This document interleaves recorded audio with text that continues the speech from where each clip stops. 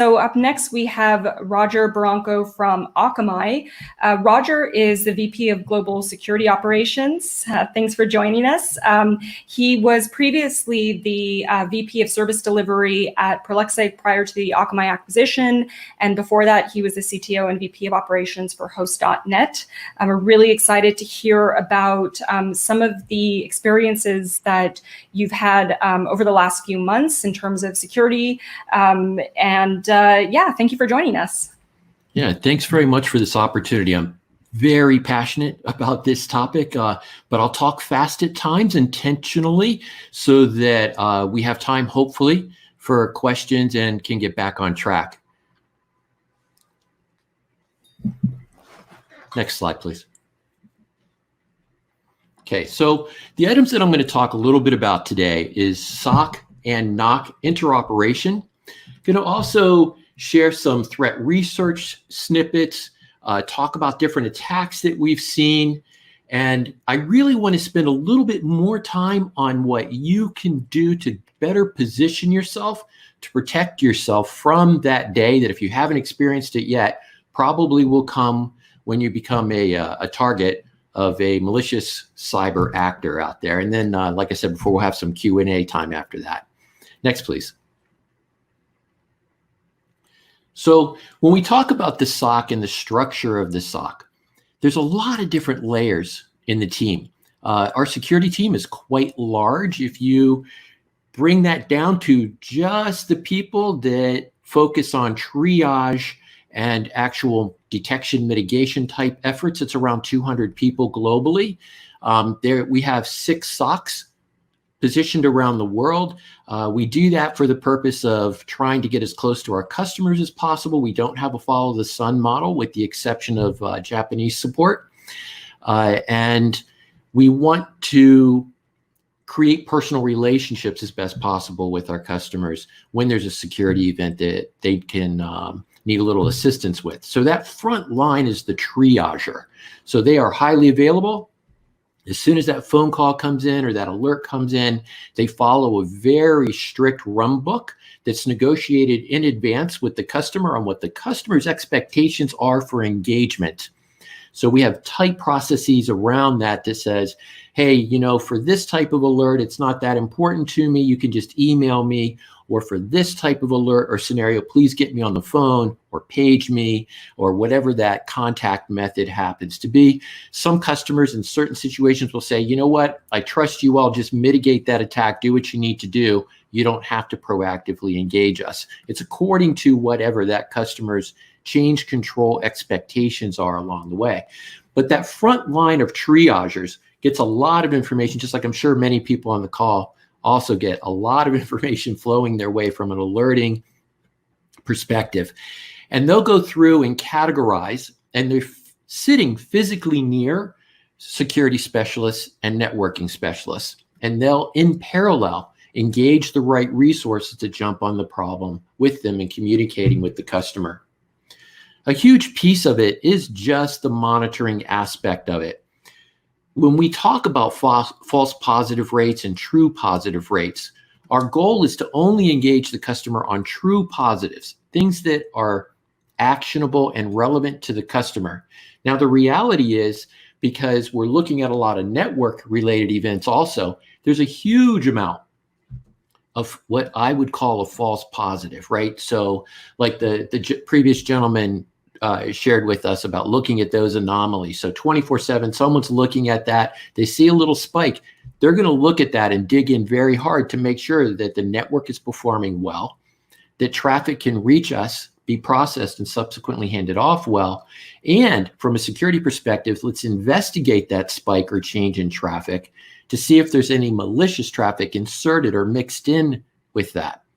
To do that, you have to have a proper mix of automation, because not everything needs to be done by a human being. Certainly, I love automation, and certainly will always have that as a part of the solution. But there are times where you need that highly available human being to go in and look at that particular situation and communicate it back. Now, where it becomes super important is the involvement with the networking team. And a lot of people think of the SOC and they think, oh, it's just security. But you have to have a lot of different skill sets in there if you're going to have a well-rounded service experience. So we'll go over to one of our network engineers who are typically CCNP, CCIE level people, just so you have a feel for the skill level, because it's not only routing, switching in an infrastructure, they're worried about routing, switching on a global scale involving the internet, not only from a DNS perspective, but also from a BGP perspective. And it's not unusual during a very large attack that maybe 60% of the resources are security leaning. The other 40% are network leaning, because we are looking for possible exhaustion points on the internet that need to be routed around. So we will avoid and manipulate the internet, basically, on how we want to absorb that traffic. And that's a fair amount of magic that goes on. There's a lot of resiliency from BGP and other tools that can be used that will automate a lot of that activity. But sometimes you have to work around different problem areas. One simple example is during COVID in the New York area, there were two major ISPs that had a peering link between them. And with that peering link, because more people were working from home, it was always saturated. So to make sure that our end user customers had the right experience, right, even though it's not technically our problem, we will manipulate the way we take in our traffic through traffic shaping to end up giving the customer the best experience possible. Next slide, please.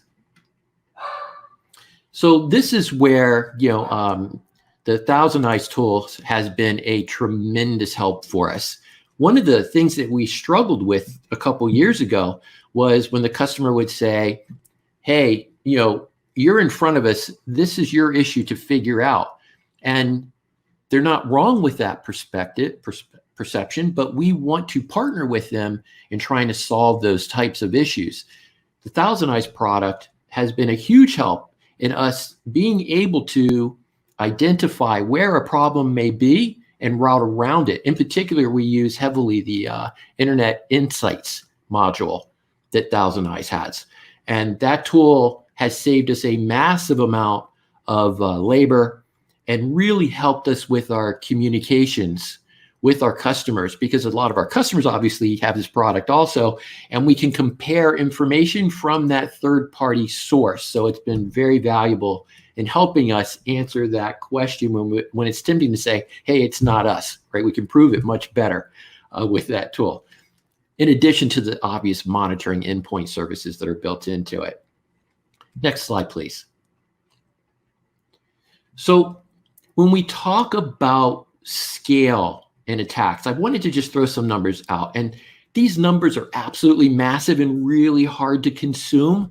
But at a high level, in just one day, the platform handled over 12 million SQL injection attacks. If we look at bot attacks, the bot attacks, there were over 14 million bot attacks in one day. The platform handles that. There's a lot of automation in there to make sure things go well with that type of activity. But to do that, you have to have massive scale. And when we talk about the threats that some of which are listed here on the screen from a WAF perspective, the one that really concerns me and is a massive amount of labor to address is credential stuffing. So in one day, there were 151 million. This is not a peak. This is just one day. We just pulled some numbers. 151 million credential stuffing attacks made. So that's a real incentive to rotate your passwords or passphrases, whichever you prefer to use, on a regular basis, because I guarantee you that a large number of you probably have your passwords unfortunately exposed out there somewhere, and someone is taking them knowing that we all saw what's in the news recently about Twitter and hoping that you're using the same password in Twitter that you're using on your bank account possibly.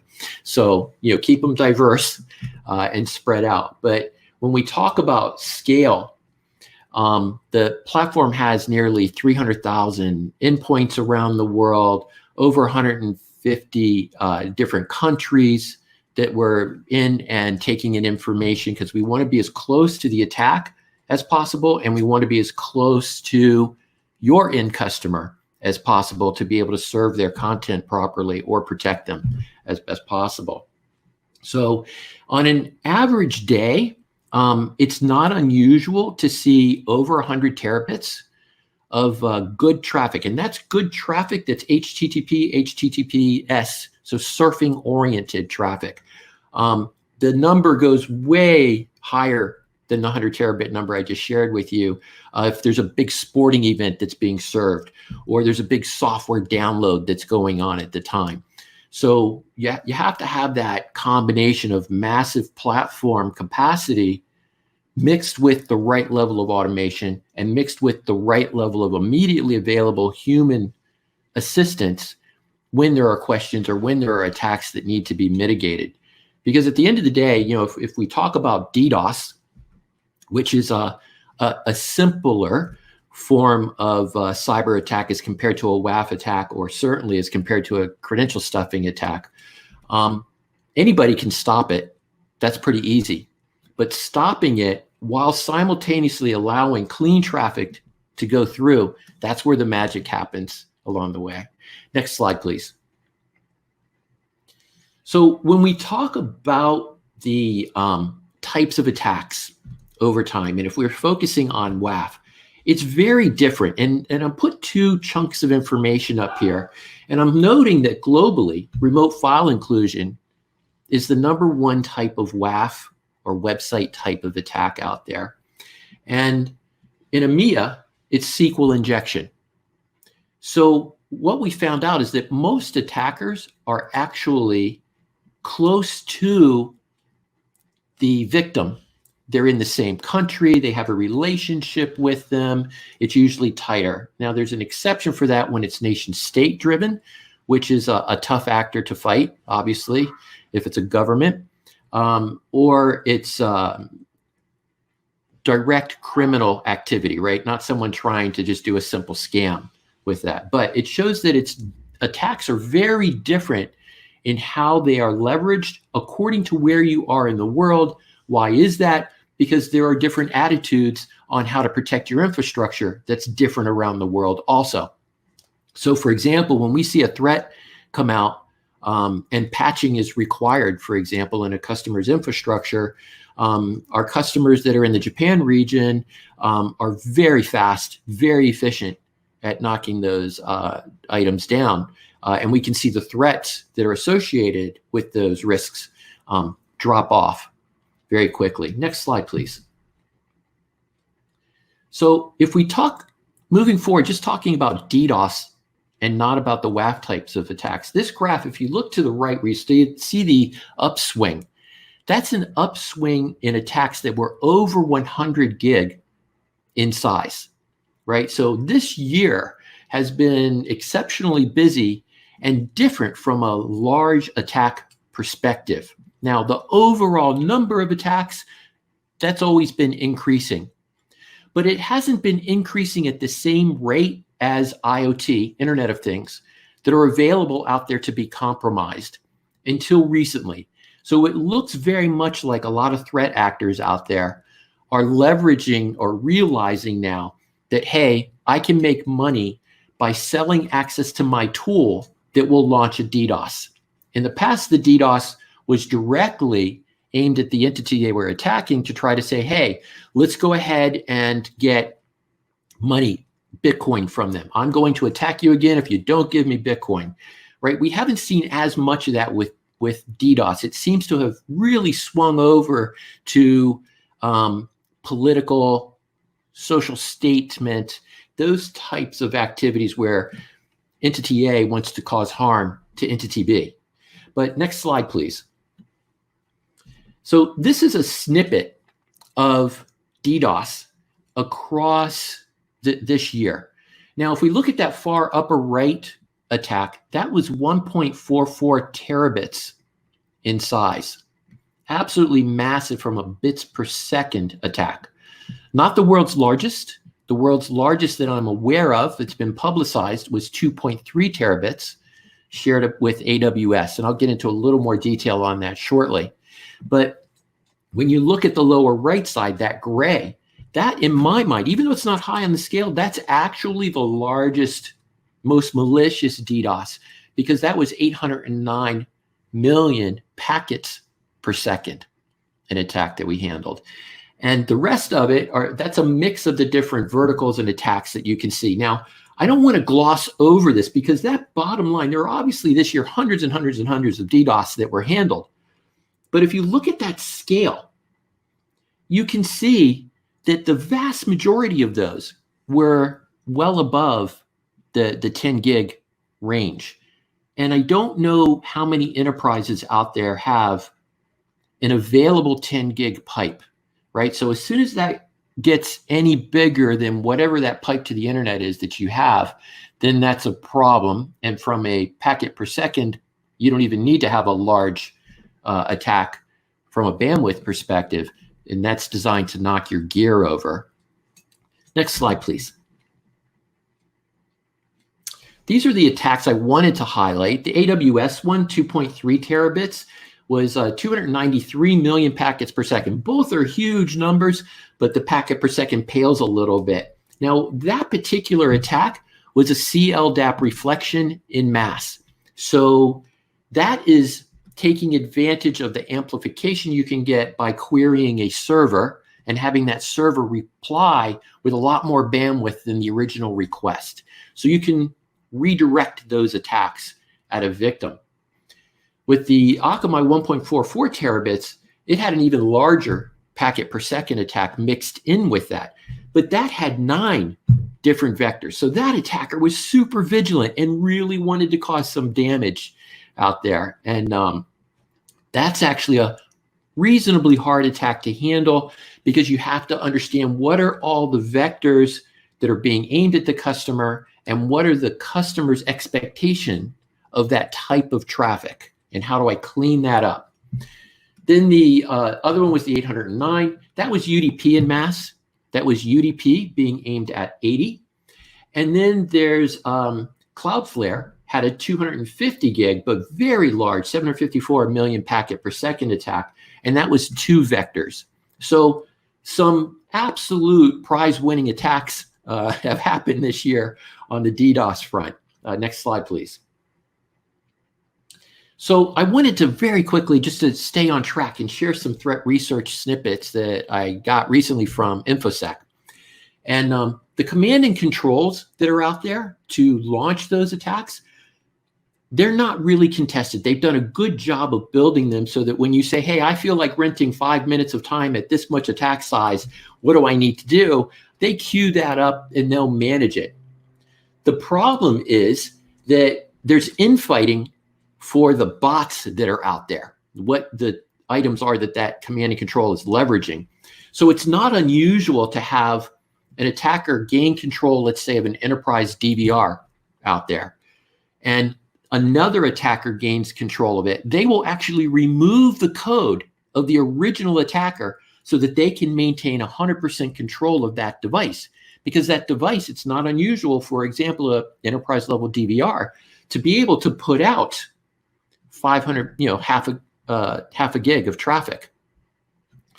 That's becoming a problem for some ISPs, where people always think about, oh, I'm the victim, I'm being hit by DDoS.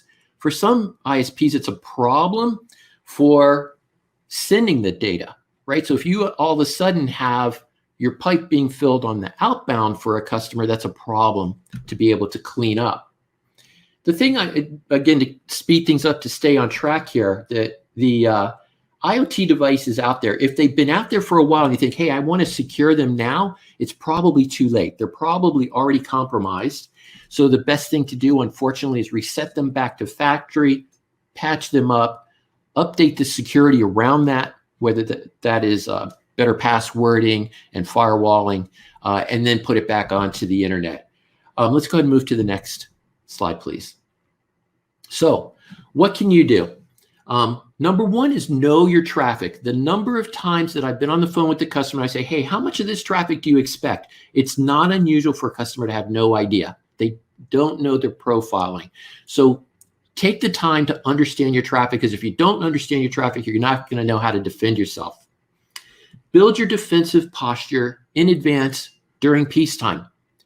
There's nothing worse than being in the war, you're under attack, and you have to spend a gob of time figuring out what is the right level of mitigation that I need at that particular time. Come up with a plan B defensive posture. If there's a really horrific attack hitting you, understand what are my core services, HTTP, DNS, and I don't care about VPN and everything else in my network, and I don't care about traffic out of this country, but I do care about it out of that country. How can you set up a defensive posture that's just get me back online? So have a plan A and have a plan B. Tie in your business continuity plan and your ERP, your emergency response plan, to your testing.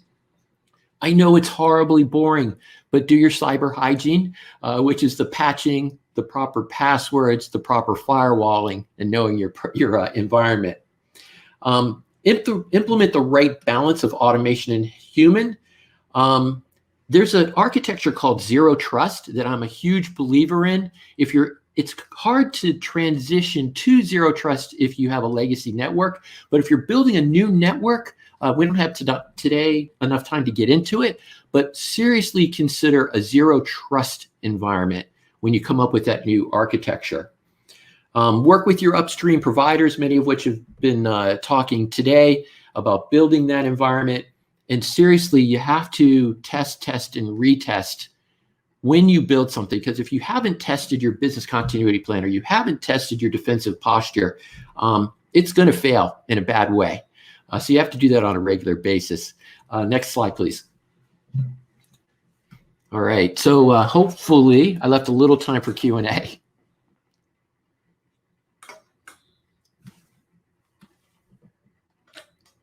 I'm sorry, I apologize, I can't hear you.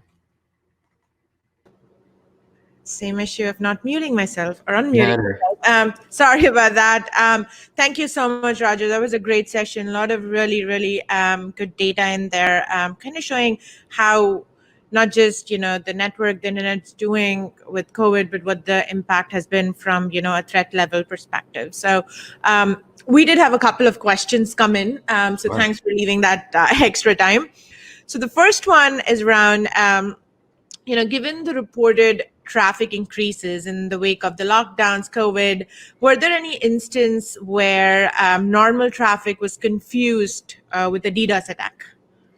No, there wasn't, because from the origin or from the customer perspective, we know the type of traffic, and we don't generally trigger off of volume, right? So that can be very ugly if you set thresholds that say, hey, anything over a gig, start chopping off that traffic. Mm-hmm. That's going to unintentionally eat good traffic. So while we did see variations, it did not have a subsequent impact on DDoS, or the mitigation. Where we did see problems is where we had to manage the internet itself away from the customer and away from our environment to route around problem areas. Interesting. All right. The second question is, specific to, certain type of services that might have been targeted more than others, especially around, right now, VPNs basically are super critical for, productivity, experience, and all of that, because all of us are working from home. Was there any specific service that was targeted more in this time frame than previous pre-COVID? Yeah. So where we saw the greatest level of increase was actually a little different. It was more infrastructure oriented, and it was on malware and direct phishing attempts to get people to click on something in their email openings, knowing that people are home, and home is frequently, unless you have a Zero Trust environment, a weaker security environment than in the office. That's been the big spike. There's been a spike in credential stuffing. If you would ask me this question towards the beginning of this year to pontificate on where we were going with it, I would have said SIP is going to be attacked and VPN is going to be attacked. Right. A little, very slight increase in activity on that front, but not anywhere near what I would have incorrectly assumed would have been a vulnerability in this new world. Right. Okay. With respect to those phishing attacks, just me asking a follow-on is, how much of like the type of message or the type of attack could you recognize? Like, was it, trying to accelerate and kind of piggyback on the criticality of COVID, or was it, similar to pre-COVID? It was more targeted. So it would say because of COVID, and it would look like an email from your employer or from your bank, right? And it would say, because of COVID, please click here and assure your credentials. That's a simple example, obviously. Right. Sure, fair. But yeah, the verbiage of the attack was absolutely changed. The methodology or the final exploit was not changed. Got it. Okay, that's useful to know. Kind of, I would expect them to do that, right? Like take advantage of the situation. Right. Yep. Well, Raja, thank you so much for the session. This was really great. If there are any more questions that come in, we'll kind of use them at the end of the show. Awesome. Thank you, everyone. Right.